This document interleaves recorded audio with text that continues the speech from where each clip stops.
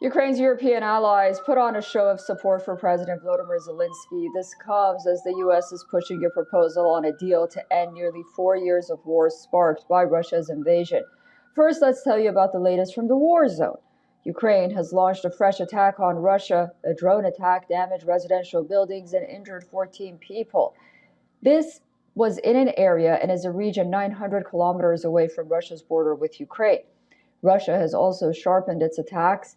These images from Zaporizhia, where local authorities reported 11 people were injured after Russian aerial bombs struck residential buildings. The attack came after Ukraine's Air Force said Russia fired 149 drones overnight, with 131 neutralized and 16 others striking their targets. It follows a Russian attack on Saturday, which caused Ukraine's Zaporizhia nuclear power plant to temporarily lose all of its site power. Russia's top general says that Moscow forces are advancing along the entire front line in Ukraine and targeting surrounding Ukrainian troops in the town of Mirohorod. The troops of the Joint Group of Forces continue their offensive, practically in all directions.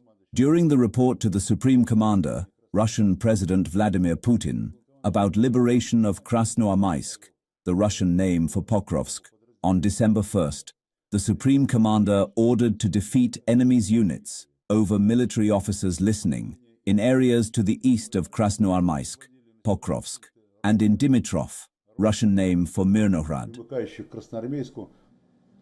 On the diplomatic front, the Ukrainian leader first held a meeting in London with leaders of Britain, France, and Germany before heading to Brussels for talks with the heads of the European Union and NATO.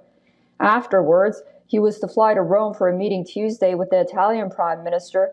The discussions came after U.S. President Donald Trump accused Zelensky of not reading his administration's proposal on a deal to end the war. In London, Zelensky spoke with British Prime Minister Keir Starmer, French President Emmanuel Macron, and German Chancellor Friedrich Merz. At a subsequent press conference, he said that Ukrainian territory was one of the main sticking points in negotiations, adding that Kyiv had no legal or moral right to give land to Russia in any deal. Are we considering giving up any territory? We have no legal right to do so. According to Ukrainian law, our constitution, and international law, we have no moral right to do so either. Russia is insisting that we give up territory, but we definitely do not want to give anything up. That is what we are fighting for, as you well know. The Americans are looking for a compromise today, to be frank. Hours later in Brussels, Zelensky said he had a good and productive meeting with NATO Chief Mark Rutte, European Council President Antonio Costa, and European Commission President Ursula von der Leyen. Zelensky said our positions have been aligned on all issues. We are acting in a coordinated and constructive manner. Ahead of the London talks, European leaders had expressed concern over parts of the U.S. proposal. The German leader said he was skeptical about some of the details, which we are seeing in the documents coming from the U.S. side, but they would have to talk about it. Britain's Starmer said that he would not be pushing Zelensky to accept a deal spearheaded by the Trump administration, the initial version of which was criticized by Ukraine's allies as overly favorable to Russia.